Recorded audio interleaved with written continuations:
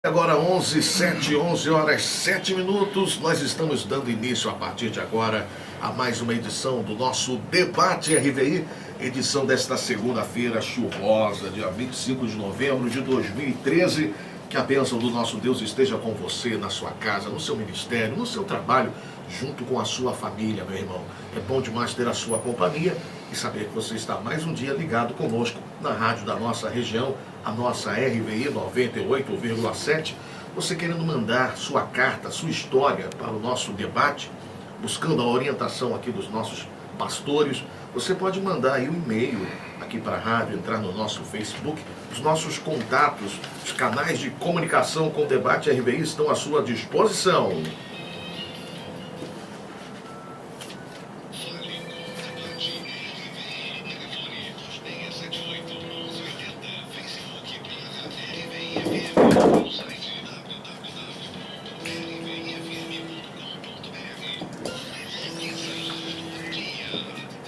E a nossa pesquisa pergunta: você conhece alguém que serve a Deus, mas vive no pecado, meu irmão? Até o momento, 75% das pessoas, infelizmente, Infelizmente, dizendo que sim. Pois bem, 26781180, você também pode participar no nosso site www.rvfm.com.br. Todo mundo que participa concorre ao minuto premiado lá na rede Favo de Mel. Você vai ter um minuto para encher o seu carrinho de compras no Favo de Mel. Que maravilha, hein? Mais uma promoção da rede Favo de Mel, juntamente com a rádio RVI.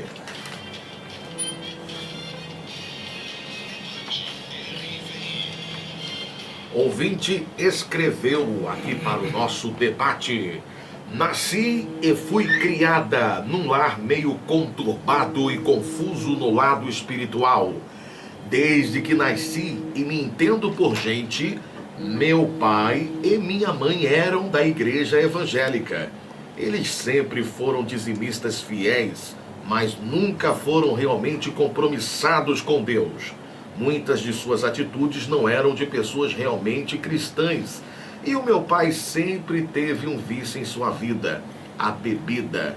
Não é daqueles que chega a ficar caído pelo chão, mas ainda assim causa muito aborrecimento à minha mãe. Hoje eles estão em outra igreja e já melhoraram bastante. Porém, meu pai ainda permanece com este sofrimento em sua vida.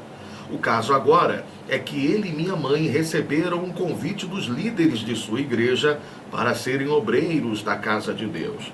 Será que ele deve aceitar e deixar Jesus fazer a obra? Deve esconder tal vício ou não aceitar? Às vezes penso que se ele aceitasse, isso o ajudaria a largar este vício. Estou certa ao pensar assim? Beber apenas de forma casual é pecado? Amo muito meus pais e quero muito poder ajudá-los, diz aqui a nossa ouvinte, e nós vamos tentar responder as dúvidas, trazendo aqui os nossos convidados especiais de hoje. Aqui conosco o pastor Nelson Santos, Ministério Colheita de Deus em Maria. Bom dia, pastor, seja bem-vindo. Bom dia, Fernando. Eu estou feliz por nós podermos estarmos aqui, que a graça e a paz do Senhor esteja reinando sobre a vida de todos os ouvintes, a igreja do Senhor Jesus que está nos ouvindo, o pastor Walter que está aqui à minha esquerda, o pastor Mauro que está aqui à minha direita, ao Michel que está aí gravando, Grande Michel. E já está aí no YouTube, Já está. Ontem eu olhei e já tinha 2 visualizações. Opa, vamos chegar lá. Deus possa estar nos abençoando, nos inspirando nessa manhã. Amém. Meu pastor, qual o destaque que o senhor fez? Devo esconder tal vício ou não aceitar? Por que o senhor fez esse destaque? Porque as nossas fraquezas precisam ser confessadas para serem tratadas e perdoadas. Muitas das vezes as pessoas acreditam que está fazendo a obra de Deus, independente do comprometimento de uma vida de santidade, poderá trazer libertação.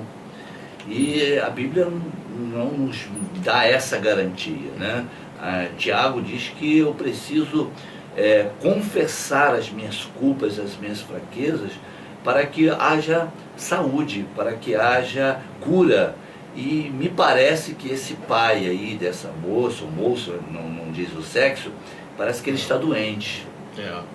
E há uma doença, então eu quero tratar sobre isso. Muito bem.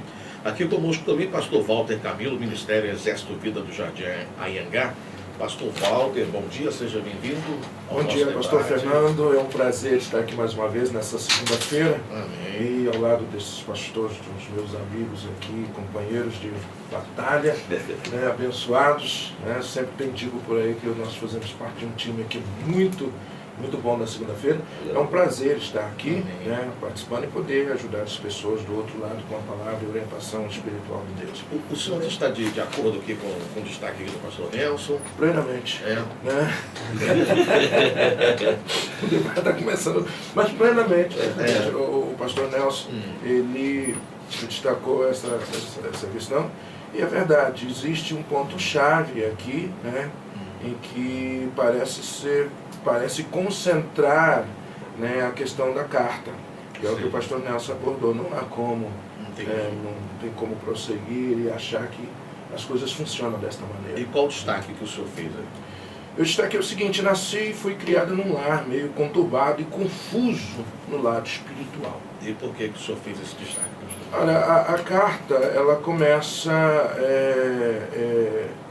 com essa frase, passando já a ideia do porquê que... parece que a pessoa que está escrevendo a carta entende por que tudo está acontecendo.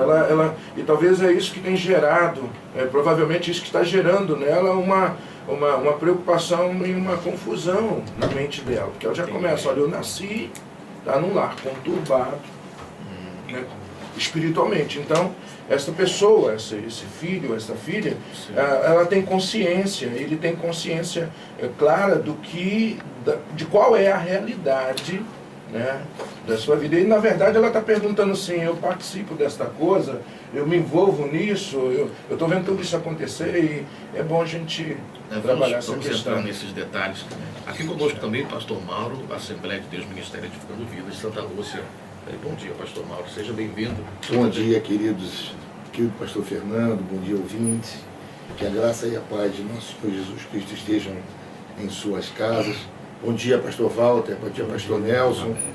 De modo que eu me regozijo por estar aqui. Primeiro porque acordei hoje de manhã cedo, né? Glória a Deus. Isso já é uma grande façanha. Eu relacionei aqui, pastor Fernando. Porém, meu pai ainda permanece com esse sofrimento em sua vida. E por que o senhor fez esse destaque? Esse miolinho aqui, ele contrasta com o início daquilo tudo que foi dito e com o final de tudo também. Devo escolher ou não aceitar? Porque, veja bem, ele permanece, ele já tem esse problema já crônico, constante. O que me deixa preocupado será que realmente... Porque Jesus disse: vinde a mim vós como estáis, mas não permaneçais como estáis. Sim. É uma colocação muito simples. E eu acho que há uma dificuldade muito grande do entendimento dele com relação... Porque o varão da casa tem que, por obrigação, ser exemplo.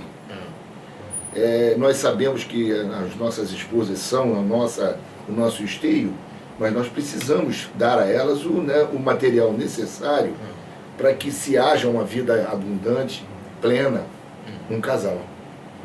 Não é? Verdade. Então, aqui isso tudo contrasta. Eu tenho lá minhas dúvidas, mas com relação a Jesus, a Deus, nós sabemos que Deus opera milagres. Eu acho que precisa ser realmente trabalhado, tem que ser muito bem trabalhado. E acho prematuro ele chegar a um posto de obreiro, porque eu vejo pessoas que às vezes dizem assim: mas o senhor é contra algumas bebidas? Não, eu não sou contra nada.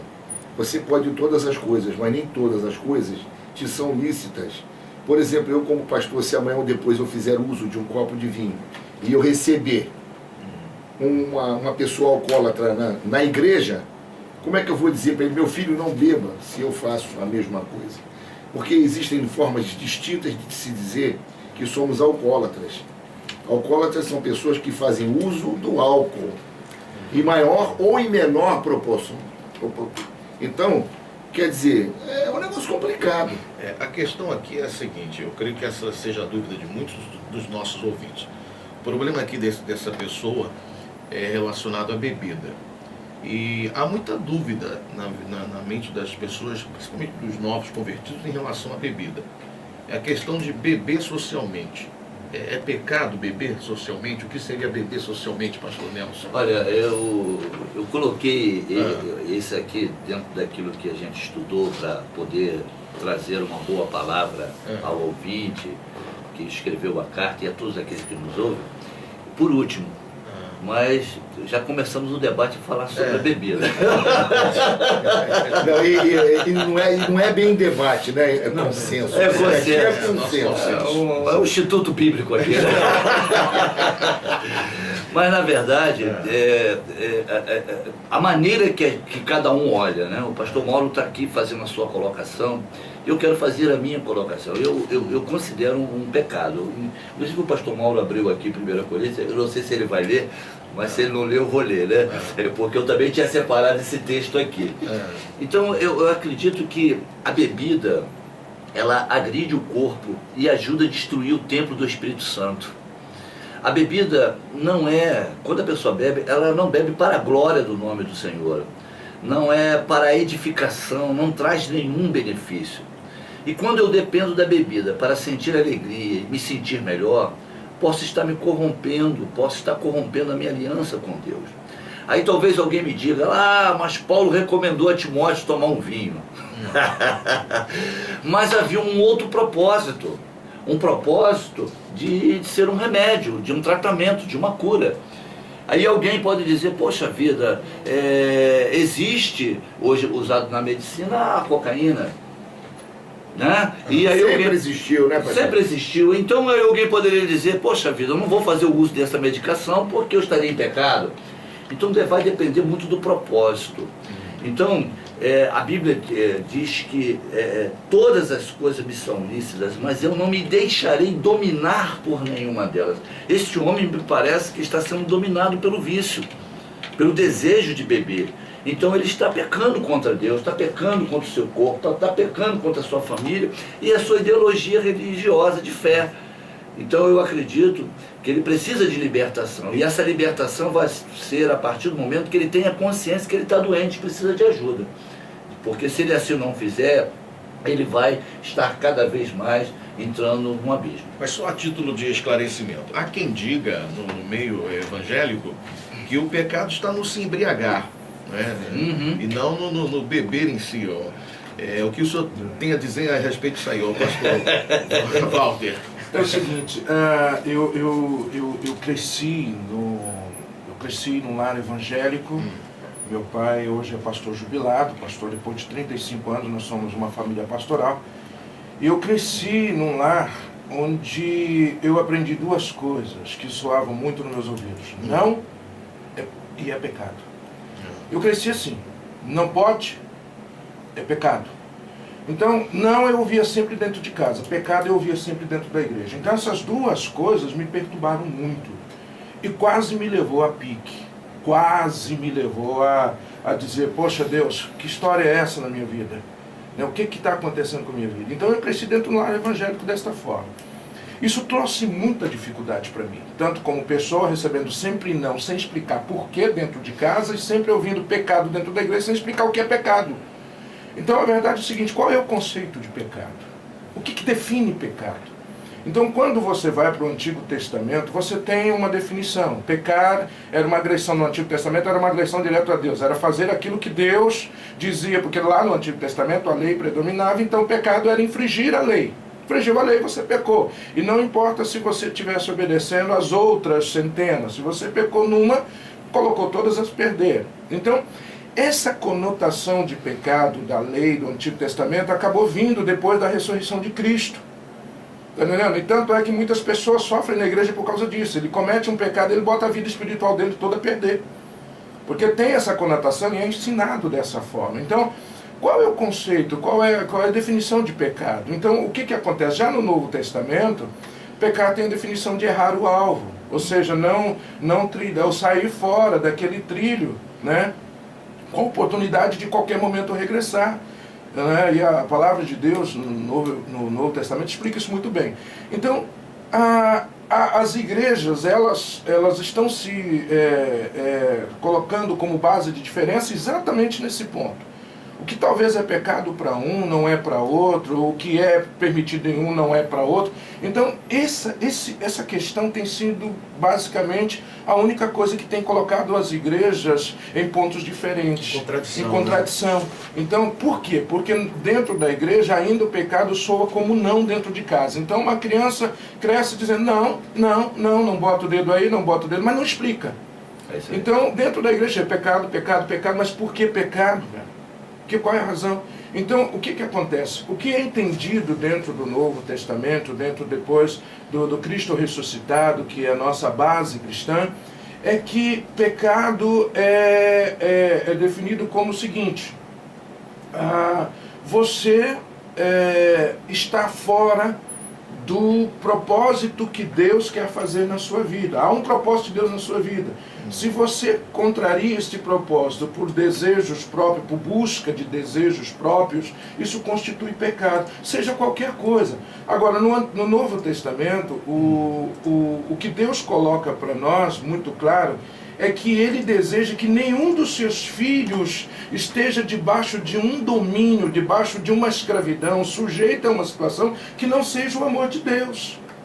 Qualquer coisa que oprime uma pessoa, que julga, que coloca uma pessoa debaixo de uma situação em que a graça de Deus não está fazendo efeito ali, isso constitui um pecado. No caso da pessoa, ela está doente, como o pastor aqui definiu, ela não consegue se livrar. Né? A ação de Deus, o tempo que ela está na igreja, a ação de Deus, a palavra de Deus, tudo não tem surtido efeito. Por quê? Por causa de um desejo obcecado dela. Então ela está debaixo de uma escravidão. Então, depois da ressurreição, né, se o Filho do Homem vos libertar, verdadeiramente sereis livres. Então, o trabalho do inimigo é oprimir as pessoas sobre... tem pessoas que são escravas de certas situações. O apóstolo Paulo, como foi citado aqui, todas as coisas me são lícitas, mas nem todas me convêm. Todas as coisas me são lícitas, mas eu não me deixarei ser dominado por elas. Elas não vão me arrastar, elas não vão me levar. Então, qualquer pessoa que esteja sendo arrastada por qualquer coisa, debaixo da lupa da graça, ela está pecando. Agora, veja bem, olha só, pastor Fernando, muito bem colocado pelo pastor Walter, porque tem pessoas que se encontram na situação que ele se encontrou há alguns anos passados. De que forma? Você diz à pessoa que aquele carro ali é vermelho. Mas por quê? Por que ele é vermelho? Eu me lembro de uma passagem interessante do Henry Ford, pastor, que ele dizia que não importava a marca dos carros, desde que fossem pretos. Então, são determinadas situações que são colocadas, não é só numa ou noutra ou naquela igreja, não, a maioria das igrejas. O que é discernimento? O que é pecado? Discernir o que é pecado. Porque é difícil você estabelecer um parâmetro para uma pessoa que já veio, olha só, ele veio criado de uma família evangélica. Quantos entram pelas nossas portas que não tem esse discernimento? Essa menina foi criada, hipoteticamente falando, numa família evangélica. Então, quando eu fui, o pastor Nelson falou aqui em 1 Coríntios, eu ia, mas eu vou fazer o seguinte, pastor, deixa o senhor, eu vou mais adiante, eu vou para Hebreus 10:9, que diz o seguinte: eis que venho aqui, ó Deus, para fazer a tua vontade. Tira o primeiro para estabelecer o segundo. Eu acho que é por aí que a coisa funciona. Mas realmente precisamos querer estabelecer um novo para que tiremos o velho de dentro de nós. Entendeu? O que o pastor colocou tem uma sabedoria muito grande, pastor Walter. O senhor colocou isso e que fique de exemplo para muitas pessoas que estão dentro da igreja. Não basta só dizer que é pecado, tem que dizer por que é pecado. O pastor Nelson, no início da sua colocação, ele discerniu bem, né? Ele com certeza. Em relação a isso, a questão é que nós somos templo do Espírito Santo. Sim. E essa questão, então, se torna pecado, né? Destrói o corpo físico. Isso aí. Né? Que é o templo do Espírito Santo. Agora, o que dizer dos casos bíblicos que nós temos o vinho. Jesus transformou numa festa de casamento a água em vinho. Não diz que ele participou, que ele bebeu do vinho ali, mas diz que ele transformou a água em vinho. Nós sabemos que Noé também bebeu a ponto de se embriagar.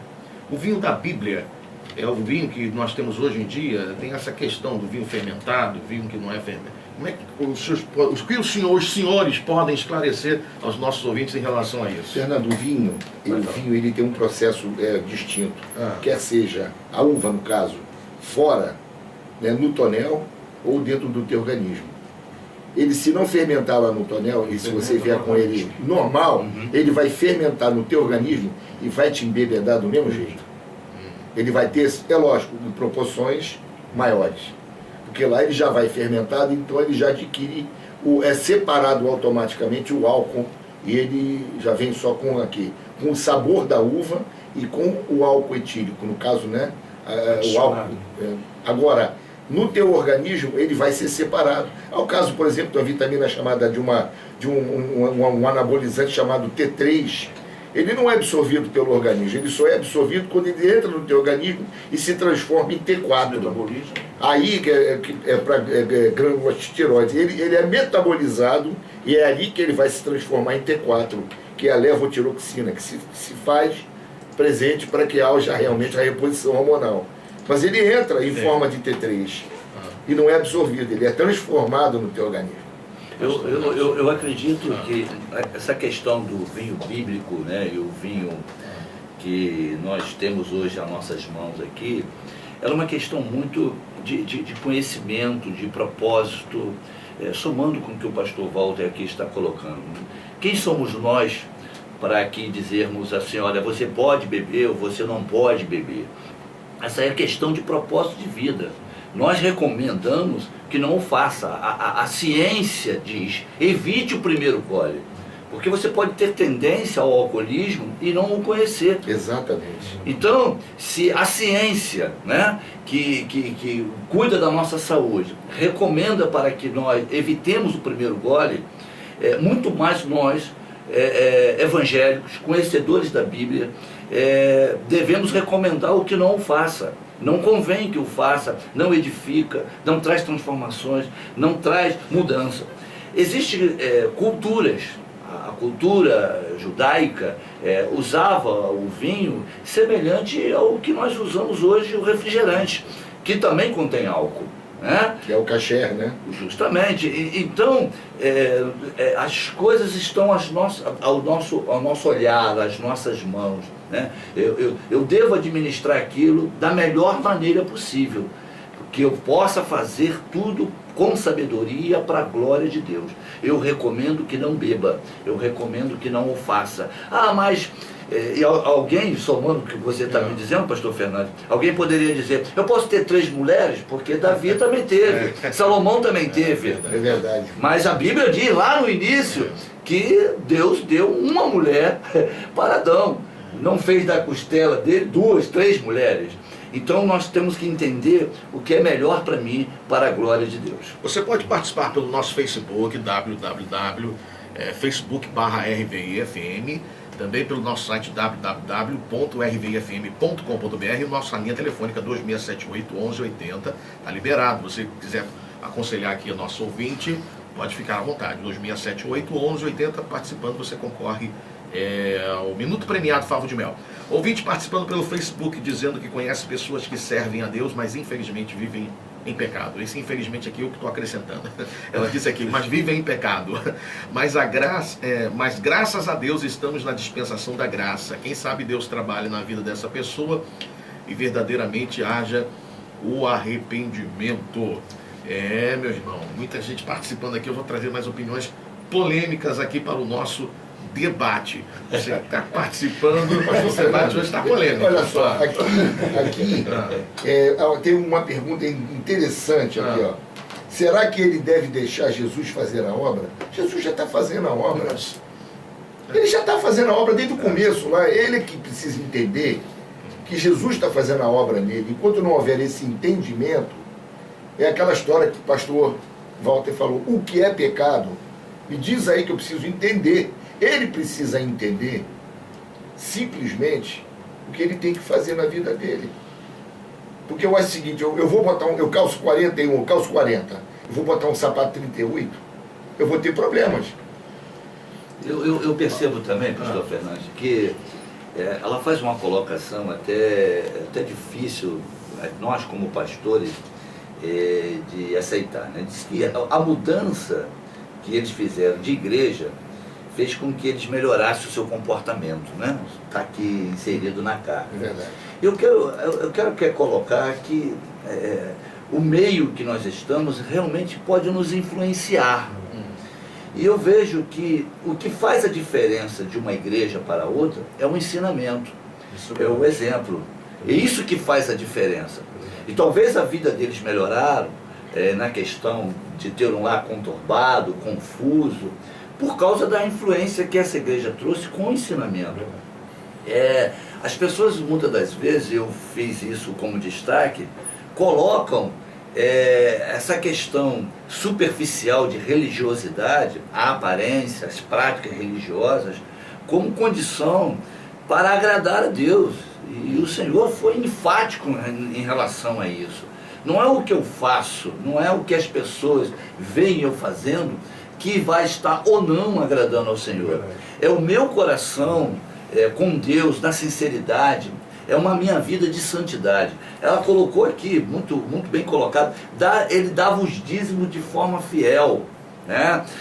Gastava o tempo na igreja. Então, cargo, dar dízimo, oferta, título, não transforma a vida. Não classifica uma pessoa como um cristão. Justamente. E muitos desses, pastor Walter, naquele grande dia, no juízo final, dirão, eu profetizei, eu curei, e o Senhor vai dizer, eu não te conheço. Por quê? Porque tu enchia a cara.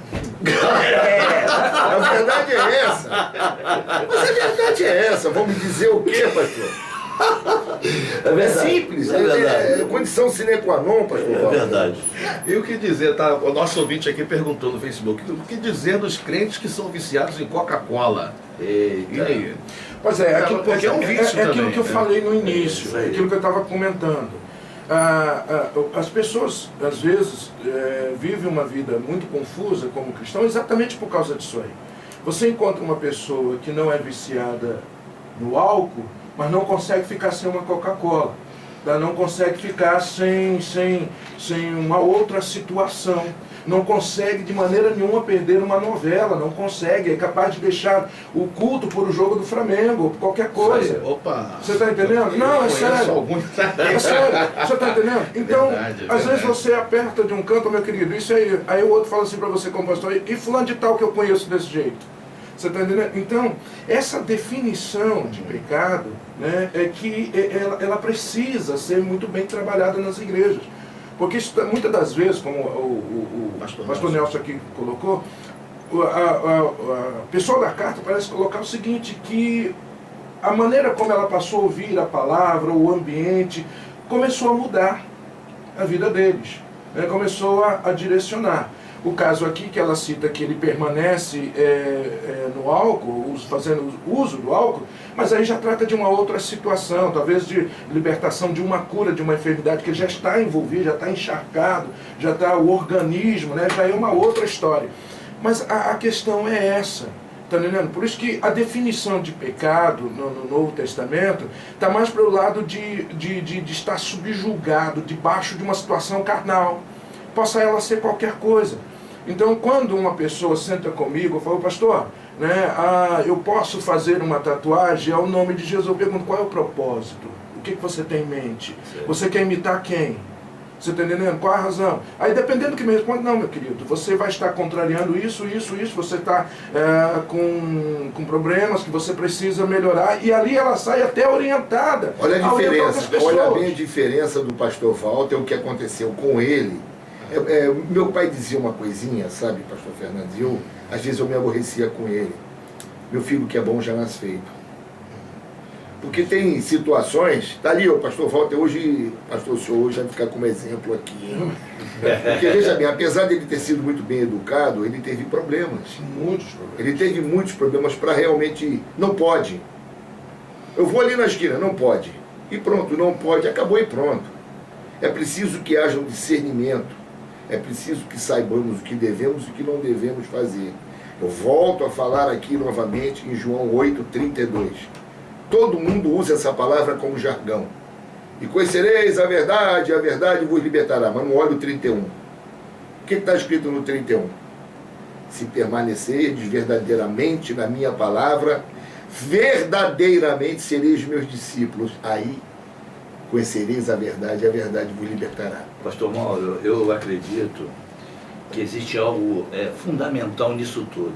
A consciência dos erros. Quando nós alcançamos